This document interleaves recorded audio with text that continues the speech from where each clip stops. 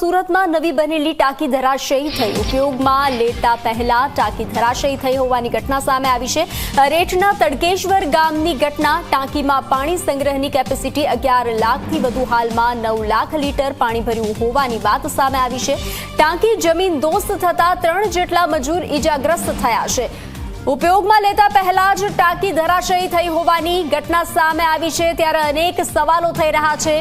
ભ્રષ્ટાચારના સવાલ થઈ રહ્યા છે. સુરતમાં નવી બનેલી ટાંકી ધરાશયી થઈ છે. ઉપયોગમાં લેતા પહેલા જ આ ટાંકી ધરાશયી થઈ છે. અરેઠના તડકેશ્વર ગામની આ ઘટના છે, જ્યાં ટાંકીમાં પાણી સંગ્રહની કેપેસિટી 11 લાખથી વધુની છે, પરંતુ હાલમાં 9 લાખ લીટર પાણી ભરાવાની વાત સામે આવી છે. ટાંકી જમીન દોસ્ત થતા 3 જેટલા મજૂરો ઈજાગ્રસ્ત થયા છે. તો આ દ્રશ્યો આપ જોઈ રહ્યા છો. હજુ આ ટાંકી ઉપયોગમાં પણ લેવામાં નથી આવી. 11 લાખ લીટર પાણી સંગ્રહની આ ક્ષમતા ધરાવતી ટાંકી માત્ર 9 લાખ લીટર પાણી સંગ્રહ થતા આ જમીન દોસ્ત થઈ છે.